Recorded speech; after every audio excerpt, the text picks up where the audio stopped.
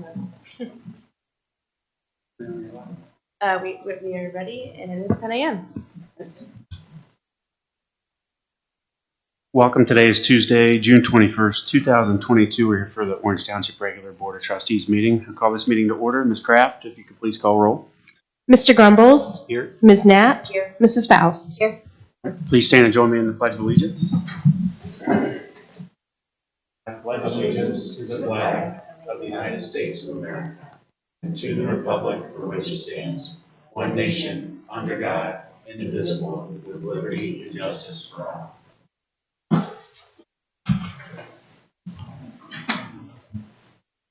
Okay, we'll start today with entering into the zoning hearing for the Route 23 Corridor Overlay District. Ms. Bonnie, you want to kick that off? I will have Mr. Duffy review the changes with you all. Good morning, Board. So we have, I'd say, two larger changes to the 23 Corridor Overlay District, or RCOD, since our previous hearing on May 18th. So one change in Section 20.05 prohibited uses. We did add a provision that would prohibit any retail use that would occupy a gross floor area of over 50,000 square feet for a single user. That was primarily driven by, thinking about, in general, this text tries to promote walkable environments, and we feel that the larger single tenant retail just requires a lot of parking, and trying to cut down on the amount of auto uses that are in this district. The other major change that I would call to your attention is we did tweak the mixed use development standards and uses a bit. So we removed residential buildings that were permitted as standalone uses. So now any residential development that goes in under the mixed use sub area has to be part of a mixed use development, which we also updated the definition for, and we added a requirement that specifies that 20% of the gross floor area of all buildings within a mixed use development must be dedicated to non-residential use. So any development plan that comes in under the RCOD would require some portion of commercial use or non-residential use. We arrived at that 20% figure really by looking at what the best example of a mixed-use building in Orange Township currently are the commercial buildings at Evans Farm, which have first floor retail and commercial uses, and then residential uses above it. So they have one floor of commercial and 3 floors of residential, so their ratio would be 25%. The max building height in this district is 50 feet, so this would allow, in theory, if a building is built 50 feet, 5 stories, this would permit a building to have first floor resident or first floor commercial, and then the rest be residential. So that's how we arrived at that 20% number. And we also changed, we just tightened up a little bit of the language as a result of that change, clarifying some density standards that it would apply to all dwelling units. And we also updated some language on the general layout requirements, again, to encourage more walkable development patterns, and just making sure that that language was airtight, that residential and commercial uses should be close to each other within a quarter mile. And be connected by pedestrian infrastructure. And those are the major changes. Happy to answer any question that the board may have.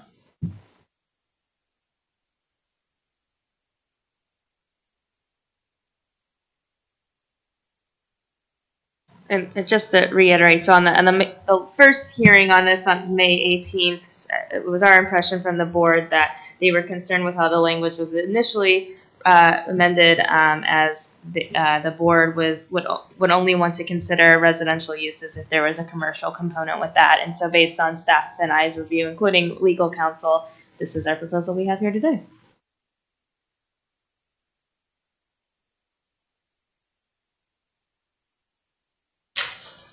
I agree with the changes. Thank you for making them.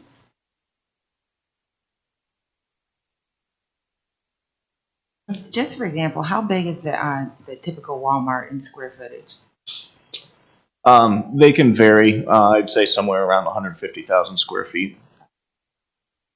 We did look at, and I don't have the chart pulled up right now, but we did look at single-use retail that is in the township currently, and they tended to range, 100,000 to 200,000 square feet, depending on the tenant. Yeah, and as we discussed, years ago, the zoning commission had started to get away from the big boxes, so I Yeah. appreciate that. I don't have any changes either. Your questions? I don't either. No, I think it's a good job. So on the 20.10 definition, it will include standalone residential buildings as long as the entire collective development has Correct. 20% or more dedicated to commercial. Correct. Commerce. Yes. Right. Okay. All right. No further questions. Make a motion to approve Resolution 22-220 to adopt the recommendation of approval for modifications of the zoning commission with additional modifications as to zoning application 22-01 regarding amendments to the 23-quarter overlay district. Second?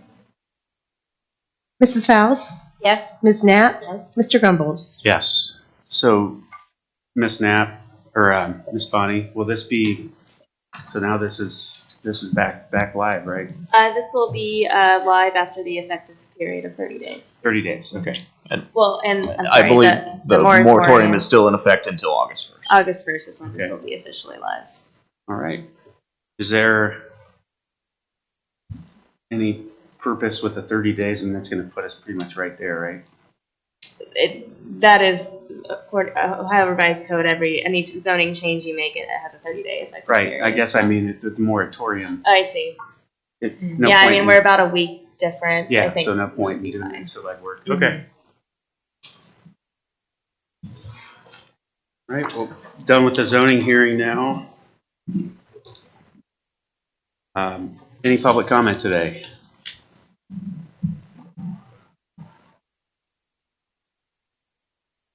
Okay. You want to jump right into development and zoning? Trustee Grumbles, can we go over some agenda changes? Yep. I'm sorry. The first one I'd like to move under Operation Support, item A. This is in regards to the Veterans Memorial. We do not have that ready today, unfortunately. We need to have that reviewed by legal counsel and the team. And then following that, I kindly ask to move the fiscal officer report just before the executive session. Okay. The Edge agreement, you said you want to get that reviewed legally? Yes, Great. we will have to remove that. Hopefully it'll be ready for the next meeting. Do you have any other content you want to cover today? No? Okay. That's all I have. All right. All right, so for the zoning hearings and meetings report, we did have a Board of Zoning Appeals meeting last Thursday, June 16th. Both of those applications are shown on the screen. 2 area variances, one for a pool and one for a deck in rear yard setbacks. Those were both approved by the board. We just had our hearing on the RCOD, which was approved. And then tomorrow evening, we do have a public hearing scheduled for 2 rezonings from FR1 to single-family plan residential both are on South Old State Road. That hearing is with this board tomorrow evening at 5:30. On next Tuesday, June 28th, we have a zoning commission hearing. There are 2 applications on the agenda. One is a rezoning from farm residential to single-family plan residential, which would allow for 10 single-family homes on 5 acres on East Orange Road. And then the other is an amendment to the current plan district at 123 Hyatt's Road by applicant ECH Pathways that would increase permitted uses for events and additional parking. The Zoning Commission has 1 tabled application, which is the Tidal Wave Auto Spa. That was tabled at the request of the applicant. It has yet to be scheduled for another hearing by the Zoning Commission. And then finally, we do have one resolution for you today to schedule another public hearing with the Board of Trustees for rezoning application 22-05, which is a new gen tennis facility located on Green Meadows Drive. That was recommended for approval unanimously by the Zoning Commission at their previous meeting. Do you have any comments on that? Like, as of right now, as it stands, having gone through the hearings? Yeah, they did do some revisions to their site, and I think we're pleased with the final product. Good. Any questions from the board? I did throw out a couple dates there. And I think if we could do potentially July 6th or the 20th. I'm also fine with 5:30 if we want to do it a little earlier. Those dates work. Those both work for me. My preference is the 6th, but I can do both. Is it pretty non-controversial? We did not have anybody in attendance for this. Nobody attended, and we received no public comment for this application.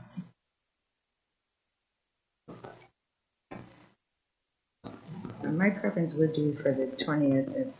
Are you able? So, yeah, I can make it work. Okay. Yeah.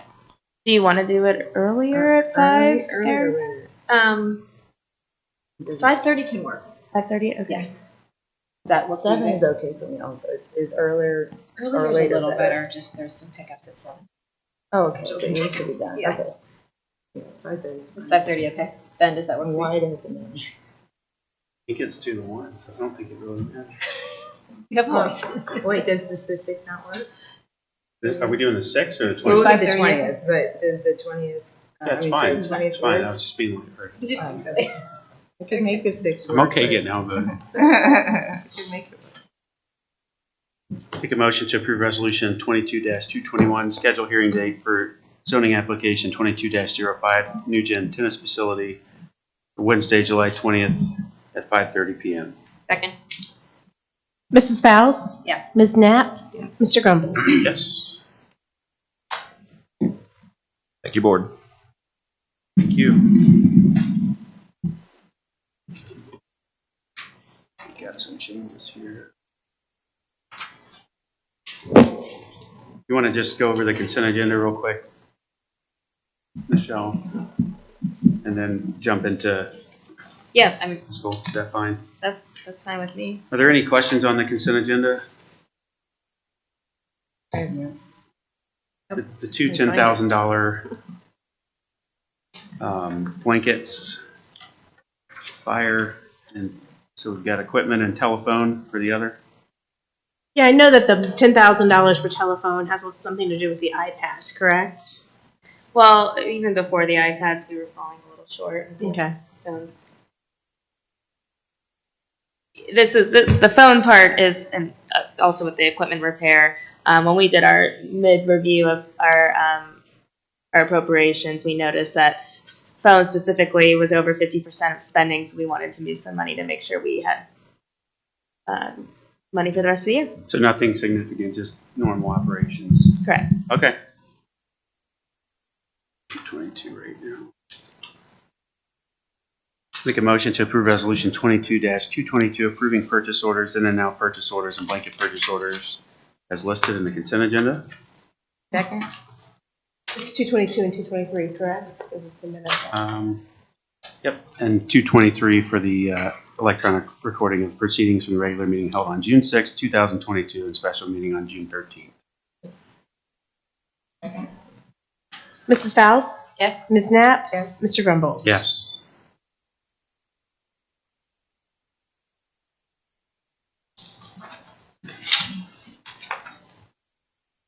All right. Chief, do you want to go ahead and go, and that way when we hop off, you'll be completed, or when we get out of our executive session, and we'll just go to fiscal off after that. That's fine, sir. Okay. I can do that. Good morning, board. So the only thing I have today is wanted to bring up this discussion which Mr. Grumbles, you and I talked about back when we got the boat, or when we were looking at getting the boat, the possibility of, we've had past, 3 weeks now, 2 drownings, and we were looking at the possibility of maybe doing a special duty overtime to allow 2 people to operate the boat, to be out there on the water in case something would happen. We have presence out there on the 4th of July, that being a busier day and everything.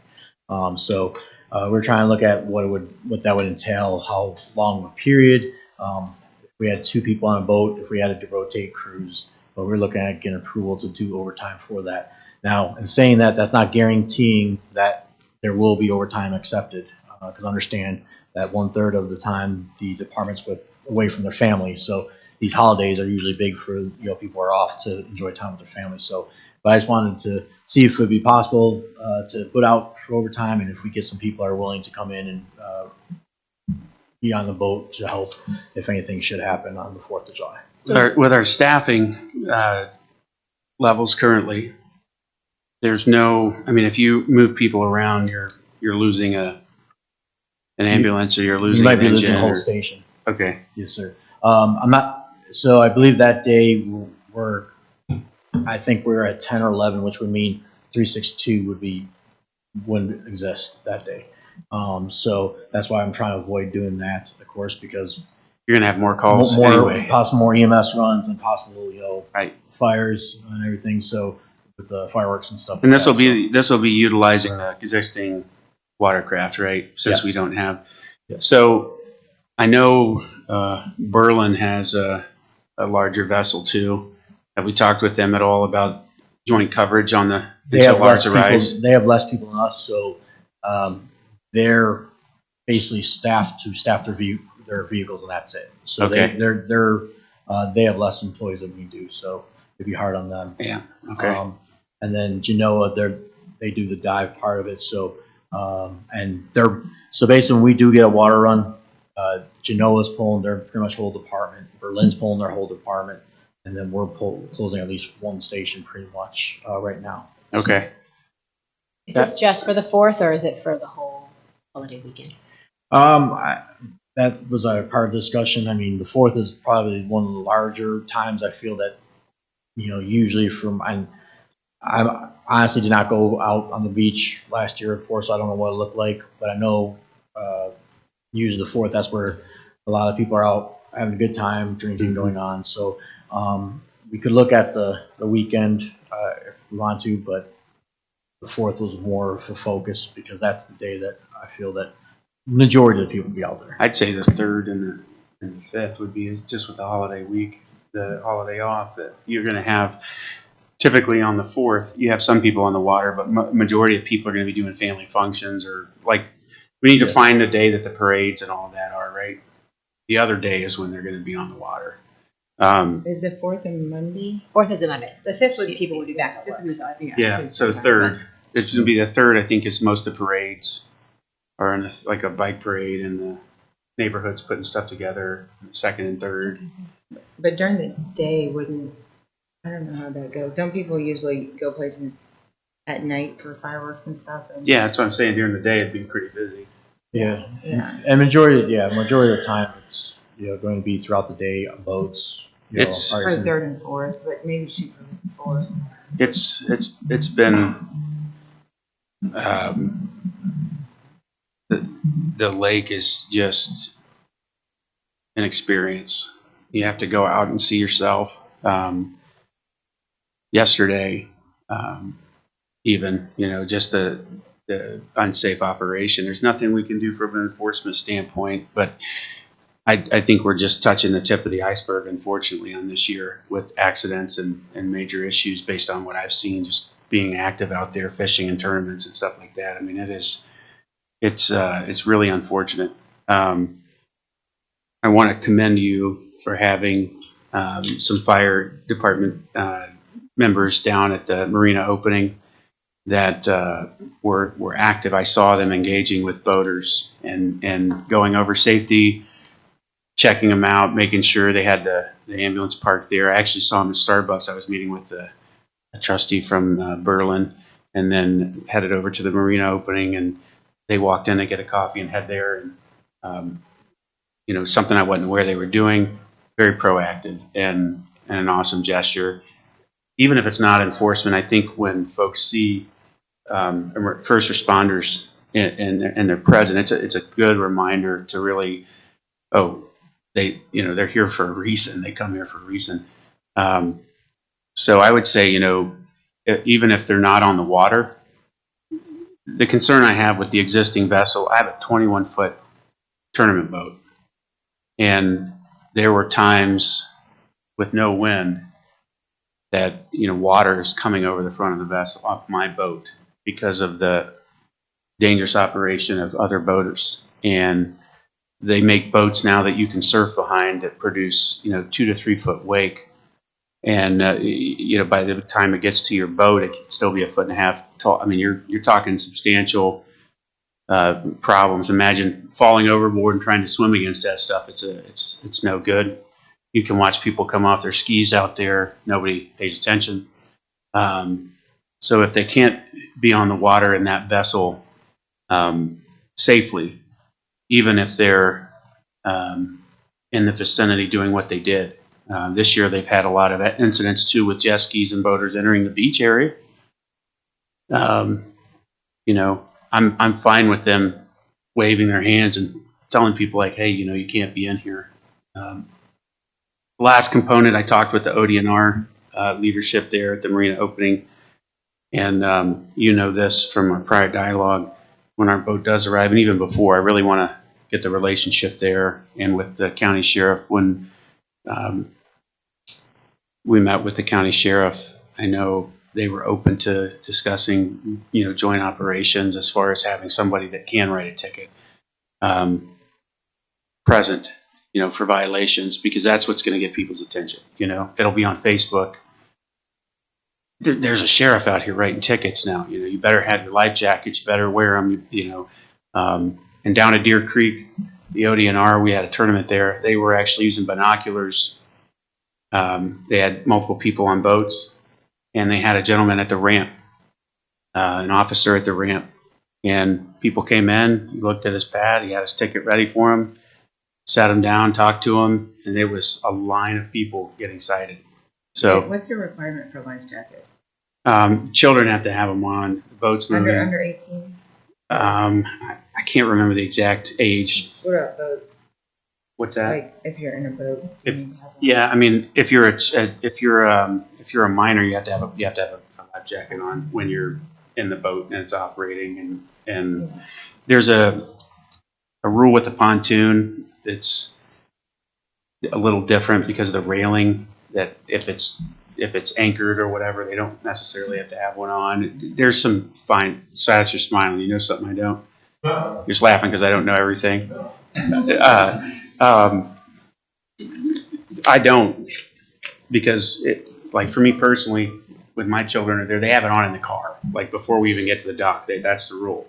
And they did cite someone at Deer Creek that their children weren't wearing life jackets when they were out boating.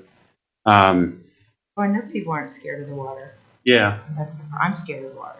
And when we talked about the vessel, one of the pushbacks was that it's almost always going to be a recovery operation unless you're on top of the incident, because it's extremely quick, Oh yeah, 30 seconds you're under, and everything, you could be dead in less than a minute. Well, a lot of people don't realize that. just Now, for- do we have jurisdiction there for, what is our jurisdiction? So, well, for the board's essay, we did meet with Friday. We had a joint meeting that brought together ODNR, myself, Berlin, and Awesome. the Genoa Fire Chief. And we sat down because of the 2 recent drownings. We went over some stuff, made sure a couple of things that were going to change. But the big thing that came out of that meeting was that we're doing the right thing and everything's going well. We're just trying to make it better, make sure with the recent 2 drownings that they're a little more frequent. But so our jurisdiction, the ODNR has jurisdiction over any water, including ponds. So a private pond, if there's a rescue there, technically ODNR is. So we did add them to our active alert, which means any water rescue or anything coming with water, the Lieutenant Dawn, who's in charge of ODNR, she will get and actually it happened at Hoover Reservoir on, it was Friday or Saturday. I think it was Saturday. That she got contacted immediately that there was, and she was able to get her on scene really quick. The first one that happened at the beach, it was delayed because she didn't get contact because it went through like a chain to get to her, and it was like a 40-minute chain almost. So now it's immediate. When we get notified, she get notified. So that's one of the things we fixed on Friday. Notified of what is a potential drowning? An incident. Yeah, it was an incident, yes. Both people walked away, drove away, so there's no drowning or anything from that one. But it's a unified command. So basically, ODNR, Orange, it's in Orange's area, the marina and the beach. So, but when we get on scene, you have ODNR, Orange, and the dive team lead, which is usually a battalion chief out of Genoa, our unified command. So we will run the scene together and working to make sure. Another thing we're looking at doing is trying to go right now. We're operating off of 2 different radio channels. We're going to 1 radio channel as soon as it's dispatched. That way, there's no, 2 different channels. That's something we're working on too. So we made a lot of progress on Friday just to iron some things out that could be better. I mean, they weren't bad, just things that we thought would make things a little more smoother for our operation, and it was a good meeting. So, and that's what we hope to continue. In fact, we're going on July 8th. We meet again, and we are going to hold an exercise amongst ourselves just to do a walkthrough so everybody knows what's going on and just practice. What would you? So I pulled a kid out of the Orange Pool in 2015. It was drowning. He was 4 years old, and I learned so much about how you can drown very quickly, how you don't. The signs of drowning usually aren't even there, and so I think it's that I think people think if someone's in trouble, they're going to be flailing their arms and all this kind of stuff, but they aren't necessarily, and they pull people down with them. I really learned a lot back then. So it's been kind of something I've advocated for water safety ever since then. But if your people were out on boats, what would they just be standing ready, or is it possible for them to be out on the boat and just drive around the lake and not? I don't think firefighters necessarily want to be enforcement, but just driving around. We can't enforce, but we can maintain radio contact with ODNR and contact ODNR for them if we see something. Yes. Of course, we can go over and say, hey, it's probably not safe, but at the end of the day, they don't. Can you be an advocate? Like, how everyone thinks of firefighters as being advocates and helpful, and not necessarily the enforcement overall. So, I mean, talking to people on the beach, or hey, it would be the same thing as like if we were out here on the street and we saw something and be like, hey, I wouldn't recommend that. If they don't listen, we call the sheriff. But it'd be the same thing. We call in a friendly manner, because a lot of people just don't understand how dangerous it is until they've been in the situation. I mean, I have 3 boys, and I can't tell you the number of things that I've seen them do or heard of, and they don't really always listen. But a lot of people, boys in water, I don't know. Yes, ma'am. It's just it's a lot when you're driving a boat. It's not like, I think a lot of the accidents are people that go rent a boat or they rent, Yeah, it's true. And that's the other part I would say is worth a discussion in your collaborative meetings. What are the standards right now to rent, and what can we do to improve that? If you look at the accident statistics, I mean, there's an awful lot of people that are having accidents because they rent a boat and they don't know what they're doing. It's not like driving a car at all. We got multiple wind, water movement, inertia, momentum. It's really interesting how challenging it is to really get the hang of. What if there's flyers or something that they can hand out, like information that ODNR has on it?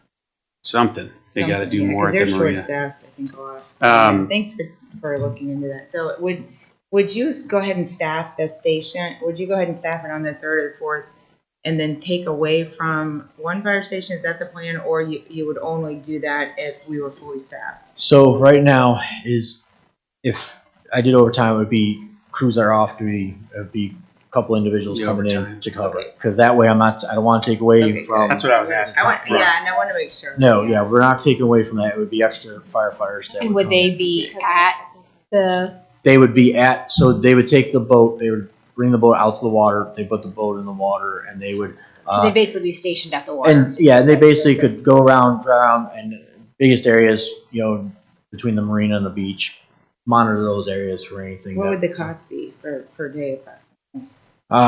Wait, Would it be like a 24? What would no, the it wouldn't be a shift 24-hour. I two honestly am going to sit down, one of the conversations out with ODNR and try to find out the time frame, what they normally see for the 4th of July weekend, their times, if it's from noon to whatever, and then staff it during that time as much as possible, or try to staff it. So, And the boat that we currently have, one of the reasons we were getting the other boat is that it could keep more people on it. There's So- like a 500-pound weight limit. So right now we reduced everything on the boat to where we have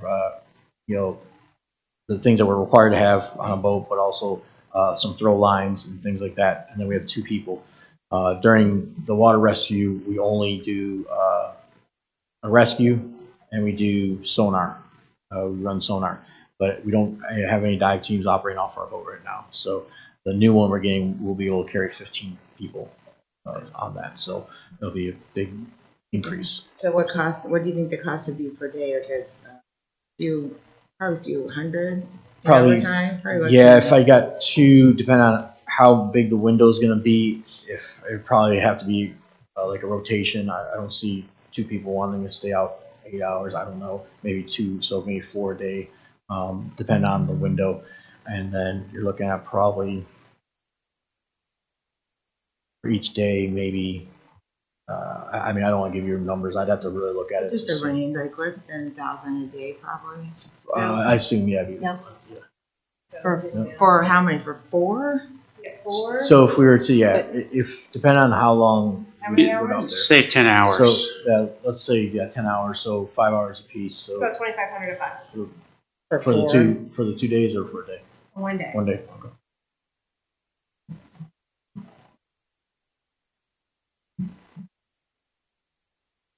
So yeah, you're looking at Probably $5,000 if we wanted to go to 2 about days. 600 to 700 per person.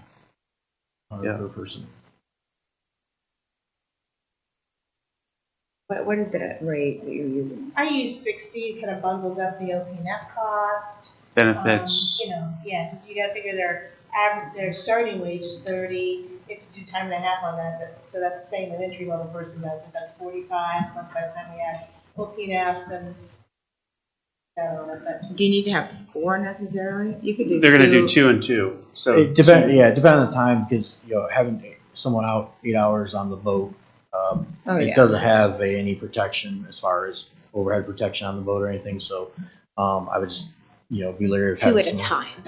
2 at a time. Oh, yeah. So it'd be 2 at a time. Yeah, that's all we're But putting for on. 2 shifts, we probably wouldn't even need 2 shifts if it's the busy hours are 12 to 8 or 2 to 9 or.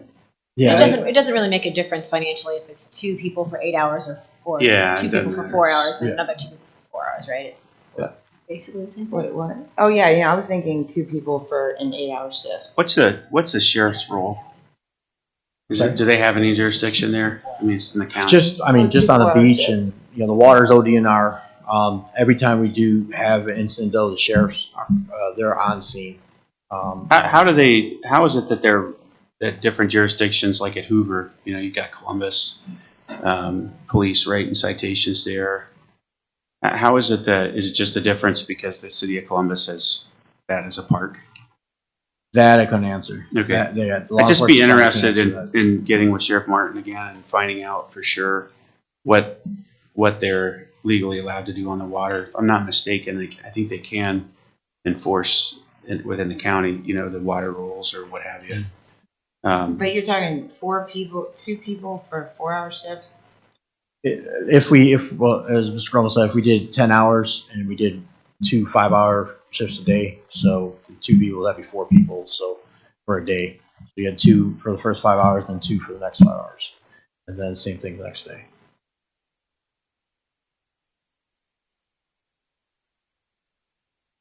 But that's also saying too, just a reminder that it's not a mandated thing, so it would be put out as a request for people to fill overtime, whether it's filled or not. At the sign up. You can't force them Can't to force it. do overtime. And I'm again, You know, if That'd be like 12, wouldn't that be 1,200 if it was? you got benefits and time and a half and all that. He told me 10.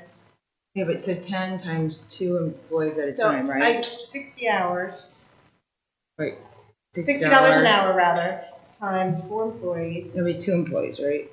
Didn't you say 2 for 5-hour shifts? It would always be 2 at once. Okay, Yeah, then so just, 1,200. yeah, 12, so yeah, I was About- gonna yeah, say, it's like 12.50. half that, so I would be okay with that for maybe even, yeah, check with them and see the dates, that's not too bad. I think what we need today is just to Yeah, get consensus I'm- from the board to allow for special overtime for the 4th Yeah. of July weekend. Maybe the 4th or. Yeah, I have no maybe- problem with it. You have my consent. Yeah. My consent. All right, thank you, board. I just Check want to, into the second too, in case the second Yeah. is busier than. Saturday. I just appreciate your collaboration with the other entities. It's something that was an opportunity with you coming on board. And we talked about that. Yeah. And you are doing a phenomenal Yeah, job. thank I you. appreciate it. So it's so important, especially in your line of work, you know. Instead of building walls, to build some bridges, and we've got a bunch of good groups in the area, and I'm happy that you're working with them. So thank Sure. you. Appreciate it. And again, even if they're not on the water the whole time, they're in proximity. I think it's just as effective what they were doing at the boat launch, where they're just stopping people, right, to get that, interrupting that, let's get on the water and have fun, and reminding them like, hey, you have all your life jackets, you have an anchor, do you have, all your safety But in equipment? a friendly, I prefer friendly manner, like he's Yeah. not the enforcement, because people respond better sometimes to, how firefighters are usually pretty. You have loaner jackets in the box, do you need a couple or whatever? Thank you, Chief. Thank you. All right, scrap. Here. Okay, let's see. We are, let me go back to, these are out of order on my thing. Quick.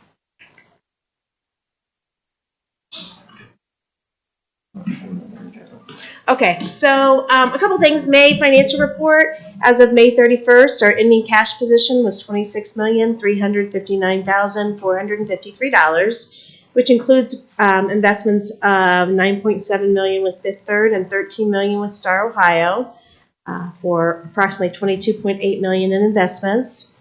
Our department cash balances are the general fund at $7.9 million, roads at $2.8, fire at $7.2, and parks at $5.4. Expenses through May 31st are $7.1 million, and our tax revenue is $8.5 million. Any questions? Okay, reports are in the back in your office to sign. Next I have is a credit card authorization for our new Public Works Assistant Manager, Dave Gilson. I have one for a First Commonwealth credit card, as well as one for a Home Depot, adding to the Home Depot account. Are the next two resolutions. Then one after that is some appropriation changes. So there's a lot going on this one. So basically, the total number is we would like to take $300,000 from our general contingency fund or our account, and $225,000 of that would go towards the scanning the record documentation that was approved at the prior meeting. $10,000 would go for the telephone blanket that was in the consent agenda. Our fuel for roads is up significantly right now with our $5 gas. So $15,000 for fuel for roads, and then setting aside the township's $50,000 for the Vets Memorial to get that line item open. So you'll see that new line item under General 1000-110-360-1103, so we can track any expenses associated with the Veterans Memorial.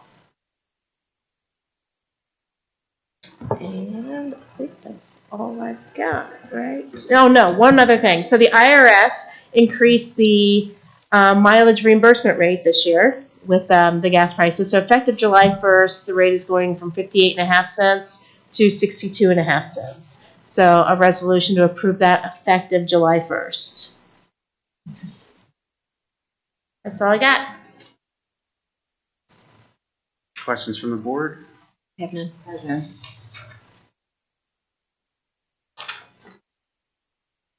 Where's what I have? 224, right? That's what I have. Yes, 224.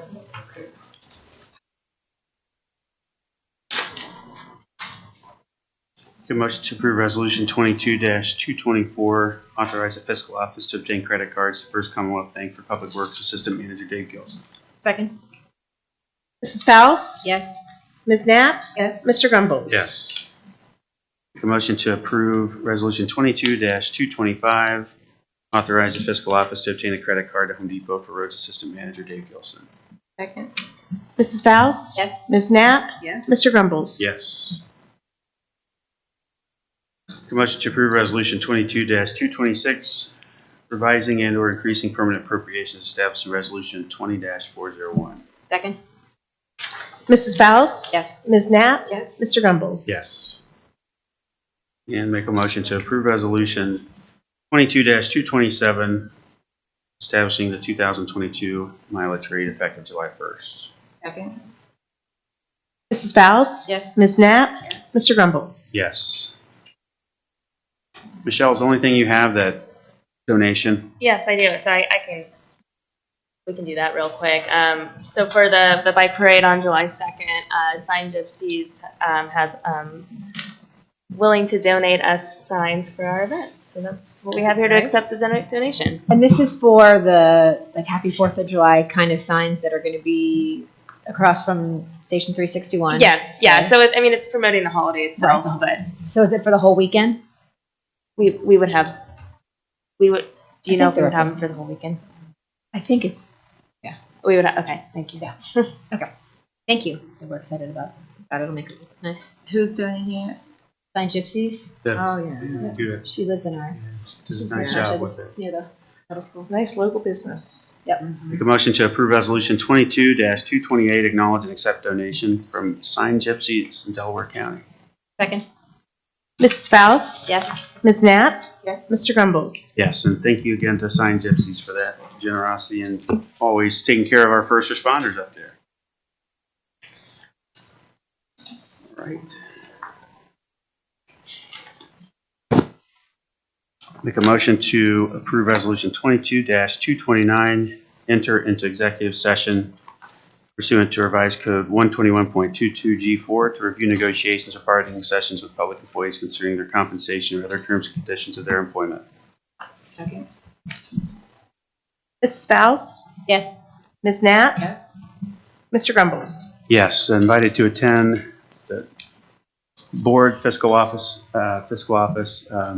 administrator, And Ms. Bunting yep, and Miss Bunting, and and the chief, of course. fire chief, and our senior HR manager. And He wasn't part of it. Oh, so he can't go? It's up to you guys, but I'd like to have him there. okay. And our council. Did you mention Brian Zetz? In our legal counsel, and actually I need to revise that. I think I said 228, it should be 229.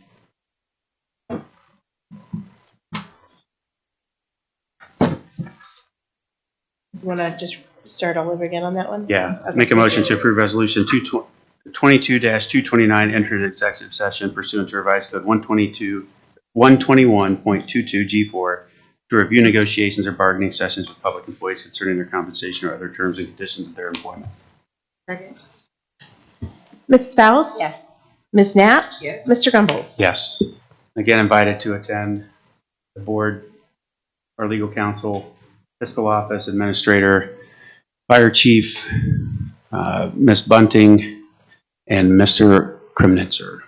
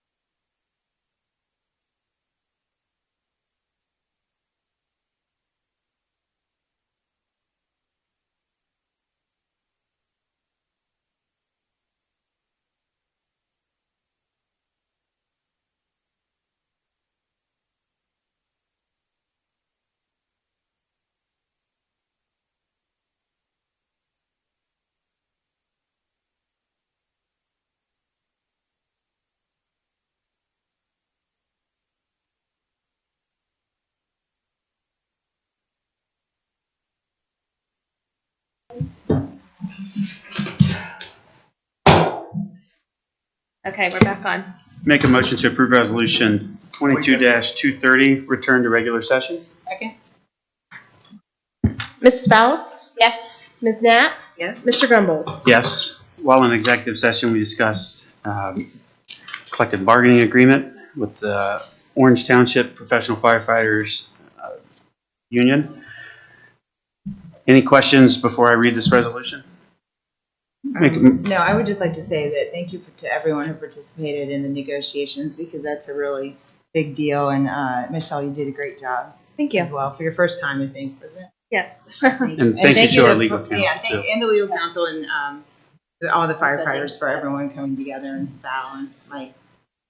And- And Chief, of course.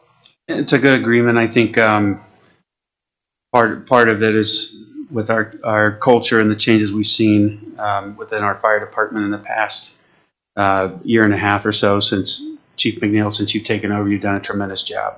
And this is just further evidence of that. It's the first time in many years, I think 9 years, right, that we haven't had to go to arbitration and reach an agreement. And that's a testament to the collaboration and and the culture shift. And I'm very proud of that. More proud of that than anything, because it's the most critical component of the daily life of our team there and the challenges they face and what they go through. So thank you. I appreciate the union working well with us. Adam Eisen and Keith Myers, all that came to the board, worked together. And I do have a great group of guys and girls that every day, I'm just the person you see the most, but the real people behind the scenes are the ones doing the job. So hats off to them, definitely.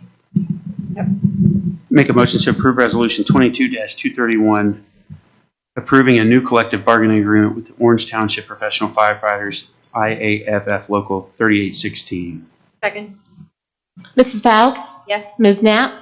Yes. Mr. Grumbles? Yes.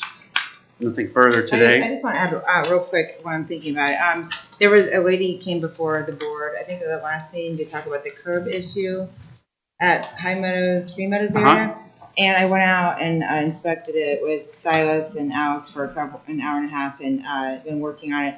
It was with Decker Construction, and I did see that a lot of the pipes were actually, they've been cutting the pipes off for the curb work, the drainage pipes, and fixing them by basically mending them at an angle that actually went back up. Now, some of them were already messed up prior to this, but some weren't. So I'm still looking into it. I'm looking at the bid specs and things, but the final area that they're doing now, they've cut way back to the sidewalk, and they've agreed to go all the way back to the sidewalk in order to make the slant correct, and they're using longer pipes. So I'm still questioning whether some of the work was done correctly or not, but I'll let you guys know when we talk to Silas about it a little further. Yeah. It looks like the rest of the work is being done, maybe at a better quality.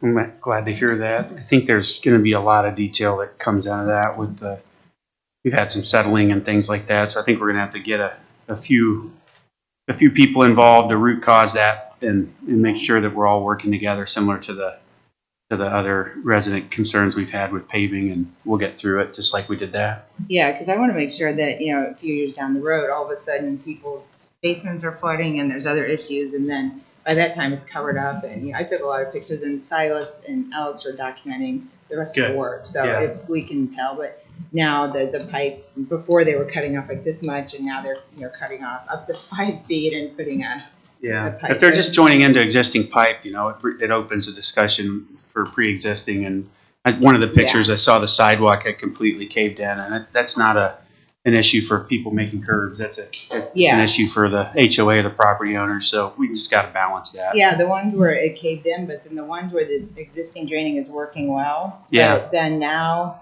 Change the height or something. Yeah, like the curb, the problem is that the old streets, everything is settled, and the new curbs they're putting in are higher than the old curbs, which changed The the pitch. Yeah. So if it was It's a functioning, balance. it is, but it's functioning currently. It better darn well continue to function. I saw some that appear to be functioning currently with none of the sidewalk issues, and all of a sudden now they're going back up. So Yeah, But yeah, I would say it's a mixed bag. half of them were probably already messed up, Yeah. but it still was I mean, the resident, she did a great job in bringing it to our attention. Yeah, she for did. sure, yeah. She's very I would informed. never have noticed that, so, yeah, that's all. All right, make a motion to approve resolution 22-232, meeting adjournment. Second. Mrs. Faust? Yes. Ms. Knapp?